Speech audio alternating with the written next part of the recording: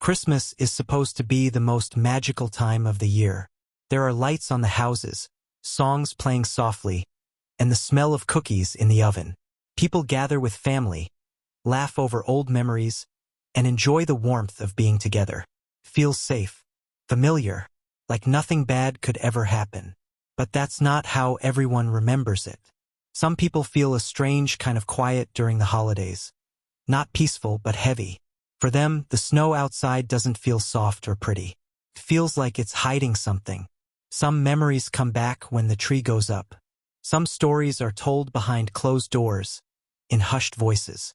Because sometimes, Christmas is when the strange things happen. Maybe it's a shadow where it shouldn't be, or a knock at the door after midnight, when everyone is asleep. Maybe it's the sound of footsteps above you, when you know the attic is empty. There are stories people don't like to tell. Stories that make you stop smiling when the lights flicker. Stories about the cold not just outside, but in the room with you. These aren't about bad gifts or awkward dinners. They're about something much worse. Some people carry memories they wish they could forget. And every December, they come back.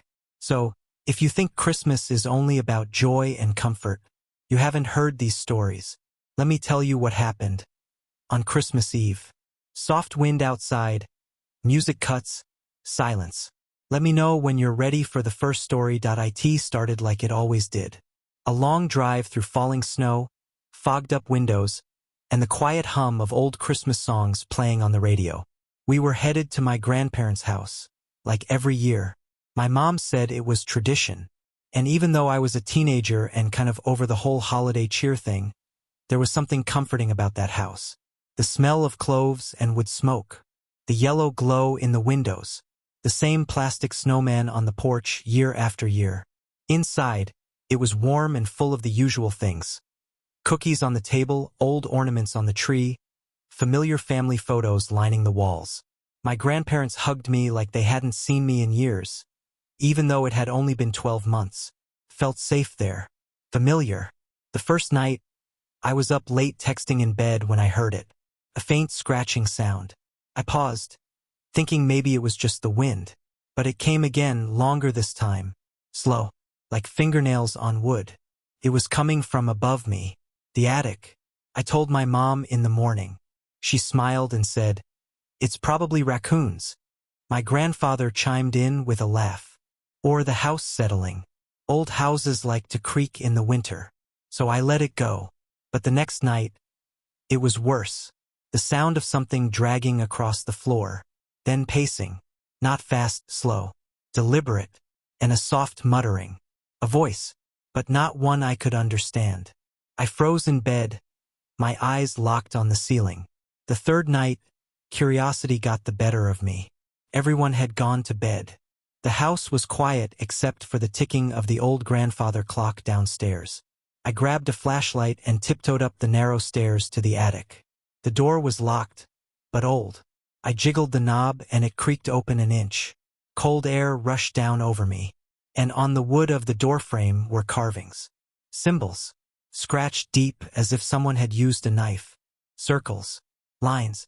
A shape that looked like a twisted star. I didn't go in. Couldn't. I shut the door and ran back to bed. I told my mom again the next day. She frowned but didn't say much. My grandparents just looked at each other, like they knew, but no one talked about it. Christmas Eve came. It snowed harder than ever, thick white flakes falling like a curtain, cutting us off from the world. We had dinner, opened a few presents, and settled in. That night I couldn't sleep. I lay awake, waiting, and then I heard it. The attic door creaked open. I sat up, heart pounding. Then steps, heavy, slow, coming down the stairs. Not like a person. Not fast enough. Not like an animal. Too heavy. Something else. It moved through the hallway, past my door. I got out of bed and cracked my door just a little. What I saw, I still don't have the words. Tall. Wrong. Its arms were too long. Its back hunched like it didn't know how to stand. And its face, if you could call it that, was all wrong. Too smooth. No eyes, just hollows. It was holding something. A small gift box. Turned its head toward me. I slammed the door and ran. I made it downstairs, screaming for my parents, but the house felt empty. The thing followed. Slowly. It didn't run. It didn't have to. I ran outside into the snow. It was so cold my breath felt like knives. I didn't know where I was going. Just away. Then someone grabbed me. My grandfather. He pulled me back toward the house. My grandmother was at the door, waving me in. Inside, they locked the door behind us. And then they told me, comes every year, on Christmas Eve. They don't know what it is, not really. But if they leave the attic closed and pretend not to hear it, it gets angry. They have to open the door, let it out, and give it something. They said, that's why we always gather. Why we never leave this house for the holidays. It expects us. I asked why they never warned anyone. Why they didn't stop it. They just looked tired. It left by morning. Just like that. The attic door was closed again. The tracks in the snow gone. We went home the next day. I never told anyone else. And I never went back. But sometimes, when I'm alone, near Christmas, I hear scratching. And I wonder, did it follow me? I wasn't supposed to be working that night. It was Christmas Eve, and most people were home with family or friends. But I was covering for another student who had a last-minute flight out of town. The gas station was on the edge of the highway, surrounded by trees and old farmland. Quiet, boring. Just the kind of shift you'd expect to drag on forever. When I got there, it was already dark. Snow was falling thick and fast, making the parking lot glow under the street lamp. The inside was warm, but empty.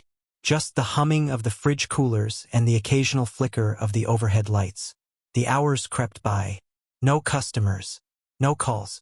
I spent most of the night scrolling on my phone behind the counter. Then, just past 11, the bell above the door jingled. An old man stepped in, bundled in a heavy coat, his scarf wet with snow. He didn't say much, just shuffled over to the hot drink station, poured himself a cocoa, and stared at the wall for a long time. I tried to make small talk, but he barely nodded. His eyes didn't quite meet mine. He paid in coins, exact change, then stood at the door like he was listening for something. You'll want to keep the doors locked, he finally said, without looking at me. They come when the bells stop. Then he left. I watched him walk out into the snow, but something felt off. I looked at the clock. It was 11:23. But the minute hand wasn't moving. I tapped it. Nothing. I checked my phone, the time was frozen. The seconds weren't ticking. Then the lights flickered. The TVs behind the counter flipped to static. All at once. Then the front door eased open an inch, just enough for the cold air to slip inside. I ran to shut it, but there was no one there. Then the phone rang. I answered. Nothing but static. And underneath it, whispering. I hung up. At midnight, the old man came back. His coat was covered in snow, but his shoes were dry. He didn't get cocoa this time, just walked straight to the counter. They're close now, he said. The night walkers. You'll see their prints before you see them. I tried to ask what he meant, but he just smiled. Tired, sad. Don't open the door, he said. No matter what you hear. Not even if they sound like someone you love. He walked out and didn't come back. I thought about locking the door, but I wasn't sure it would matter. Around 12:15 I saw them. Footprints in the snow. They came from the edge of the woods and stopped right in front of the door. But no one had walked in. No one was outside. I pulled up the security cameras, and my stomach dropped. There were figures out there, pale, thin, moving in quick, jerky steps like broken animation. Too fast to be human. But the strange thing was they never got closer.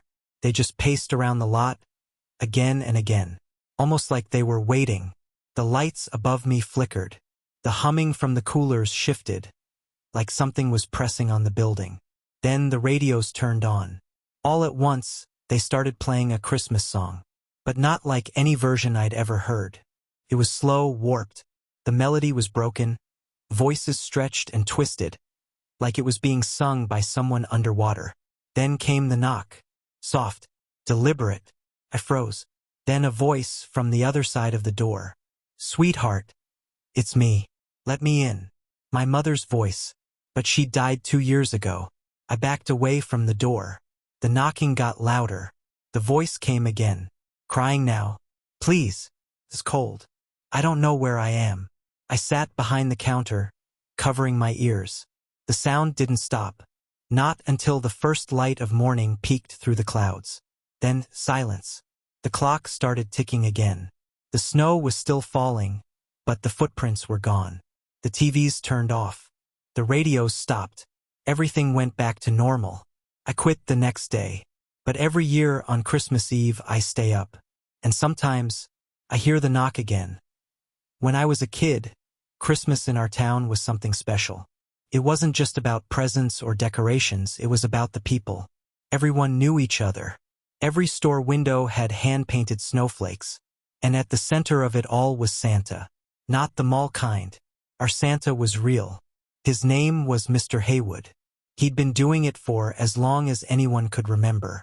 A retired music teacher, big belly, white beard, deep laugh that shook the room. He remembered every kid's name, every wish list. He was at the tree lighting, the library story hour, the Christmas Eve parade. We loved him. But the year I turned 9, something changed. Mr. Haywood wasn't at the parade that December. No one explained why. People just said he wasn't feeling well. Instead, a different Santa showed up. He was taller. Too tall. His suit was baggy and the red was the wrong shade. His beard looked glued on.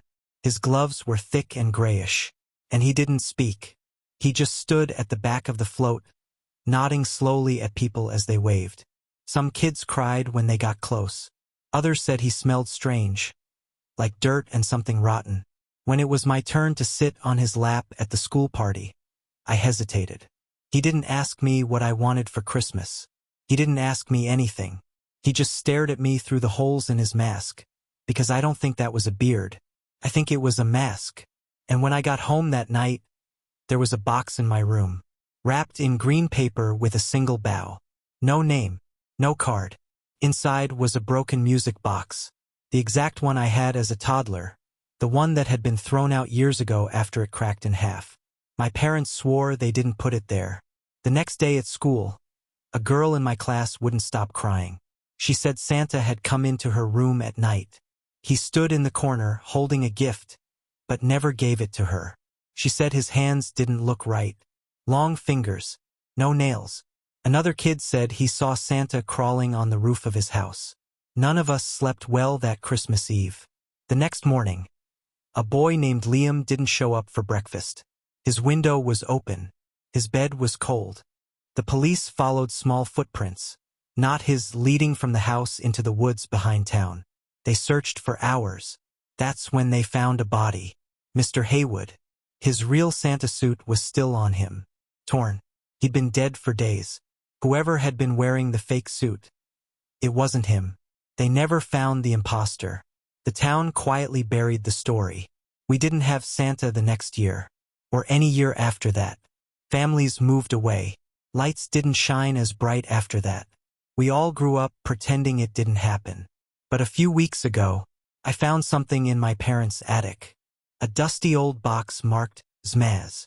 Inside were decorations, lights, and an envelope. There was a note inside, written in Mr. Haywood's handwriting.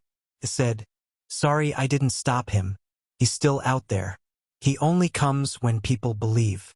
I have a child of my own now. Last Christmas, we didn't take him to see Santa. We stayed home. Just us. No visitors. But on Christmas morning, my son said Santa came anyway. He said he stood at the foot of his bed, smiling. But we didn't invite anyone. They say Christmas is a time of warmth. A time for lights strung across rooftops, laughter echoing through kitchens, the comfort of being surrounded by the people you love. But even the brightest lights cast shadows. And sometimes, the darkest stories take place during the most cheerful nights. The truth is, not every Christmas memory is a happy one. Some people don't think of joy when they see snow falling. They remember something else. Something they'd rather forget. Maybe you don't believe in the kind of stories you just heard. Maybe they sound like something made up to scare kids. But the people who lived them, they never forgot. They still check their attics before bed. They still hear footsteps when the house is quiet. They still wake up in the night, thinking someone is standing just outside their door. These aren't fairy tales. They're warnings. And now that you've heard them, you might start to notice things too. A strange knock. A gift you don't remember wrapping. A figure at the end of your street, just standing there in the snow. Because the thing about Christmas is, we invite a lot in. Joy, magic, memories. But sometimes, something else slips through. So this December, when you see lights in the distance, or hear footsteps on your roof, or find an extra present under the tree you didn't put there, just make sure it's the right kind of visitor. Because not everything that wears red and white is here to bring you cheer. And not every Christmas story has a happy ending. Soft wind howling now, faint jingle bells, then silence. Beat, knock, fade to black.